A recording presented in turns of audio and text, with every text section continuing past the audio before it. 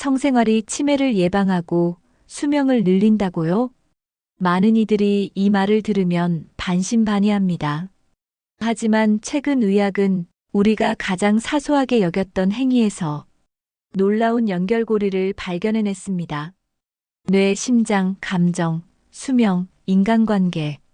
그 중심엔 삶의 가장 본능적인 행동, 바로 성생활이 있습니다. 오늘은 누구도 쉽게 말하지 않지만 실제 연구로 밝혀진 믿기 힘든 의학적 진실에 대해 이야기합니다. 성생활은 뇌를 자극하는 운동이다. 살아온 시간이 길어질수록 우리 몸은 느려지고 우리 마음은 조용해집니다. 하지만 뇌는 여전히 자극을 원합니다. 그리고 놀랍게도 그 자극 중 하나가 성생활이라는 사실을 알고 계셨나요? 우리는 흔히 성생활을 육체적인 것으로만 생각합니다. 하지만 그건 반쪽짜리 진실입니다. 성생활은 뇌를 자극하는 감각적 운동입니다. 사랑하는 사람과의 스킨십, 눈빛, 목소리, 터치. 이 모든 순간이 뇌에 강력한 자극으로 전달됩니다. 뇌 속에선 어떤 일이 벌어질까요? 도파민, 옥시토신, 세로토닌. 이 세 가지 호르몬이 분비되며 우리는 기분이 좋아지고 불안이 줄어들며 기억력과 집중력도 향상됩니다. 특히 옥시토신은 애착 호르몬이라고 불리는데 이 호르몬이 자주 분비되면 신경망이 더욱 견고해지고 치매 위험이 낮아진다는 연구 결과도 있습니다. 결국 성생활은 뇌에게 살아있다는 감각을 주는 운동인 셈이죠. 중년 이후 우리는 많은 것을 그만두는 법을 배웁니다. 1. 인간관계, 욕망. 하지만 그중 단 하나 절대 놓치지 말아야 할 것이 있습니다. 바로 감각입니다. 감각이 사라지면 뇌도 서서히 조용해지기 시작합니다. 그리고 그 고요함은 건강한 노화가 아닌 기억의 퇴행으로 이어질 수 있습니다. 그러니 부끄럽다고 피하지 마세요. 성생활은 단순한 욕구가 아니라 뇌의 생존을 위한 감각 자극입니다. 자극이 있는 뇌는 늙지 않습니다. 느끼는 뇌는 사라지지 않습니다. 성관계는 수면의 질을 높인다.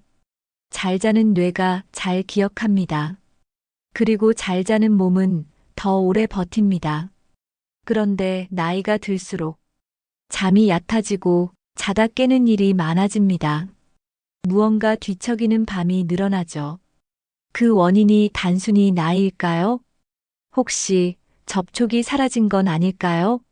성생활이 뇌를 자극하는 운동이라면 그 운동 후에는 자연스러운 이완이 따라옵니다.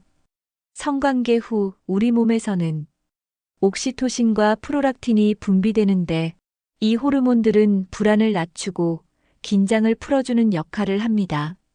마음이 풀리면 몸도 풀어집니다. 몸이 풀어지면 잠도 자연스럽게 깊어집니다. 특히 성생활은 몸의 긴장도를 낮추고 심박수와 호흡을 안정시키며 자율신경계를 이완시키는 효과가 있습니다. 이건 단순한 심리적인 만족이 아니라 신체적인 생리작용입니다. 즉, 성생활은 자연에서 주는 수면제인 셈이죠. 노년의 수면은 단지 자기 위한 것이 아니라 뇌를 다시 정돈하고 회복하는 시간입니다. 그리고 그 수면의 질은 삶의 질로 이어집니다. 잠을 잘 자야 하루가 선명하고 기억이 흐릿해지지 않습니다. 그래서 중요한 건 오늘 밤의 촉감입니다. 사랑하는 사람의 체온, 손끝의 온기, 함께 누운 그 자리의 조용함이 뇌에게는 안심하라는 신호입니다. 그 신호가 있어야 뇌는 깊이 잠들 수 있습니다. 성생활은 욕망의 문제가 아니라 회복의 문제입니다. 수면을 회복하고 몸을 회복하고 무엇보다 뇌를 회복하는 방식입니다. 정기적인 성생활은 수명을 늘린다. 우리는 종종 수명에 대해 묻습니다. 나는 얼마나 더 살 수 있을까? 하지만 진짜 중요한 질문은 나는 어떻게 살아가고 있는가입니다. 정기적인 성생활은 이 두 질문 모두에 놀라운 답을 줄 수 있습니다. 연구 결과는 분명합니다. 정기적으로 성생활을 유지하는 사람은 그렇지 않은 사람보다 심혈관 질환, 스트레스, 우울, 수면 장애에서 월등히 낮은 수치를 보입니다. 그 말은 곧 수명의 질과 양이 모두 높아진다는 의미입니다. 영국의 한 대규모 조사에서는 주 12회 성생활을 하는 중노년 부부가 그렇지 않은 부부보다 심장병 위험이 약 50% 낮았고 전반적인 사망률도 유의미하게 낮았다고 발표했습니다. 성생활은 단지 행위가 아닙니다. 그건 심장 박동, 혈액순환, 면역력 모두를 자극하는 건강한 활동입니다. 그렇다면 왜 정기적이어야 할까요? 우리 몸과 뇌는 예측 가능한 반복을 좋아합니다. 규칙적인 운동이 건강에 좋은 것처럼 규칙적인 접촉도 정서적 안정과 생리적 리듬을 만들어줍니다. 즉, 정기적인 성생활은 예측 가능한 행복이자 지속 가능한 건강 습관입니다. 마음만 있다면 가능하냐고요? 네, 가능합니다. 행위의 빈도보다 중요한 건 교감하려는 의지입니다. 서로를 바라보고 서로의 체온을 느끼며 오늘도 당신 곁에 있어요라고 몸으로 말하는 것. 그 반복이 수명을 지키는 진짜 약입니다. 우울감과 외로움을 막는 감정적 연결. 몸이 늙는 건 괜찮습니다. 하지만 마음이 먼저 늙는 건 그건 참 슬픈 일입니다. 우리는 모두 한 번쯤은 이런 생각을 합니다. 괜찮다고 말하면서도 사실은 누가 나 좀 알아봐 줬으면 좋겠어. 혼자가 익숙해질수록 고요한 밤은 깊어집니다.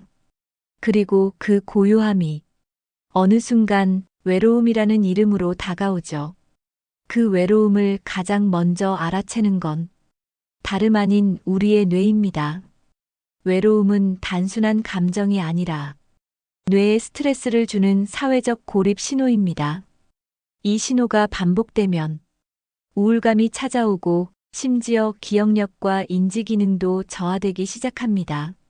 그런데 놀랍게도 이 신호를 가장 강력하게 차단해주는 것이 바로 감정적 연결입니다. 그 감정적 연결은 꼭 거창할 필요 없습니다. 손을 잡아주는 것, 눈을 맞추며 웃어주는 것, 짧은 안부 인사 한마디, 그리고 서로를 따뜻하게 안아주는 그 순간, 이 감정적 연결이 쌓이면 뇌는 안전하다고 느낍니다. 그리고 그 순간 우울감과 외로움은 서서히 물러납니다. 중년 이후 성생활이라는 단어가 어딘가 불편하게 느껴질 수 있습니다. 하지만 그것은 단지 육체적인 것이 아닙니다.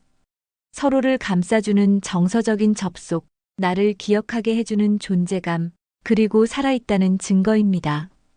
우울감은 외로움에서 오고, 외로움은 연결의 부재에서 옵니다. 지금 곁에 있는 사람이 있다면 말없이 손을 잡아보세요. 그 작은 연결이 당신의 뇌와 마음을 지켜줄 수 있습니다. 호르몬이 젊음을 지킨다. 우리는 종종 나이 들었다는 말을 주름이나 허리 통증에서 먼저 꺼냅니다. 하지만 진짜 노화는 우리 안의 리듬이 느려지는 순간부터 시작됩니다. 그리고 그 리듬을 조율하는 것이 바로 호르몬입니다. 젊었을 때 우리 몸은 정확하게 반응합니다. 기분이 좋아지면 도파민이, 사랑을 느끼면 옥시토신이, 스트레스를 받으면 코르티솔이. 하지만 나이가 들면 이 호르몬의 반응 속도가 조금씩 느려집니다. 마치 오래된 시계가 점점 늦어지듯이요. 그런데 우리가 성생활을 하면 이 시계를 다시 감는 일이 벌어집니다. 단순한 육체적 자극이 아니라 뇌와 내분비계가 다시 작동을 시작합니다. 성생활을 통해 남성은 테스토스테론이, 여성은 에스트로겐이 다시 분비되며 그 외에도 도파민, 세로토닌, 옥시토신 같은 젊음의 호르몬들이 활성화됩니다. 이 호르몬들은 단지 기분만 좋게 하는 게 아닙니다. 기억력, 집중력, 수면, 감정 조절, 면역력, 모든 기능을 조율하는 젊음의 지휘자 역할을 합니다. 그리고 무엇보다 이 호르몬들은 당신이 아직 살아있다는 것을 몸으로 느끼게 해줍니다. 나는 이제 그런 건 상관없어. 이 말 속엔 사실 나에 대한 관심을 놓아버린 작은 단념이 숨어 있습니다. 하지만 우리는 기억해야 합니다. 몸은 기억합니다. 언제 마지막으로 설렜는지를, 언제 마지막으로 따뜻한 손을 느꼈는지를, 그리고 그때마다 젊음은 다시 깨어납니다. 파트너와의 교감은 약보다 강하다. 어떤 날은 몸이 무겁고 어떤 날은 마음이 더 무겁습니다. 병원에서 약을 받아오고 영양제를 챙겨 먹고 건강에 좋다는 음식을 찾아 먹지만 그 모든 걸 하고도 여전히 공허하다면 무엇이 빠져 있는 걸까요? 교감이라는 약은 약국에서 살 수 없습니다. 하지만 이 약이 없으면 몸은 약을 받아도 마음이 치료되지 않습니다. 중년 이후 우리가 가장 자주 앓는 증상은 혈압이나 당뇨가 아니라 말할 사람이 없는 증후군입니다. 진짜 아픈 건 몸이 아니라 관계입니다. 놀라운 건 이 교감이 실제로 신체를 변화시킨다는 사실입니다. 파트너의 손을 잡는 것만으로 스트레스 호르몬 수치가 낮아지고 서로 마주보며 웃는 것만으로 면역 세포의 활동이 활발해지며 함께 누운 밤의 체온이 불면증보다 더 효과적인 진정제가 됩니다. 연구들은 말합니다. 친밀한 관계를 유지하는 사람들은 병이 오더라도 더 빠르게 회복된다. 왜냐하면 마음이 먼저 회복되기 때문입니다.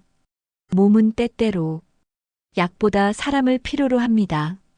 그 사람과의 대화, 눈빛, 그리고 내가 당신 곁에 있어요라는 침묵의 표현. 우리는 늙어가는 것이 아니라 함께 익어가는 중입니다. 그 익어가는 시간을 더 건강하고 아름답게 만들고 싶다면 가장 먼저 확인해야 할 건 몸 상태가 아니라 마주보고 있는 관계입니다. 문제는 성생활이 아니라 침묵이다. 많은 부부가 말합니다. 우린 싸우지 않아요. 그냥 각자 조용히 지낼 뿐이에요. 하지만 정말로 문제가 없는 걸까요? 가장 무서운 건 다툼이 아닙니다. 서로가 무엇을 느끼는지 이제는 묻지도 않고 답도 하지 않게 된 그 침묵입니다. 성생활의 문제도 마찬가지입니다. 행위 자체보다 더 중요한 건 그에 대해 말할 수 있는 용기, 그 대화를 나눌 수 있는 관계입니다. 말하지 않으면 서로가 무엇을 원하는지 모릅니다. 모르면 오해가 쌓이고 오해는 벽이 되며 그 벽은 곧 단절이 됩니다. 그 단절은 몸보다 먼저 마음을 늙게 만듭니다. 성생활은 지속 가능한 행위라기보다 지속 가능한 대화에서 시작됩니다. 요즘은 어째? 내가 뭘 해주면 좋을까? 혹시 불편한 건 없었어? 이런 말 한마디가 침묵을 깨고 다시 교감을 만들며 당신의 삶에 온기를 불어넣습니다. 우리는 모두 나이 듭니다. 하지만 침묵 속에서 늙는 것보다 말을 통해 다시 살아나는 편이 훨씬 낫습니다. 그 말의 시작은 거창하지 않아도 됩니다. 지금 곁에 있는 사람에게 단 한마디만 해보세요. 당신 요즘 괜찮아요? 그 한 문장이 건강보다 더 큰 선물이 될지도 모릅니다. 몸은 닿지 않아도 말은 마음을 연결할 수 있습니다. 그리고 그 연결이 당신의 수명보다 더 오래 기억될 겁니다. 인생 후반전을 치르는 이들에게 성생활은 부끄러운 주제가 아닙니다. 삶을 지키는 중요한 축이며 우리가 당당하게 돌봐야 할 삶의 영역입니다. 사랑하는 사람과의 교감은 수명을 늘리고 치매를 막고 우리를 다시 살아있게 만듭니다. 지금 이 순간 당신의 건강을 지키는 가장 따뜻한 방법이 바로 옆에 있을지도 모릅니다.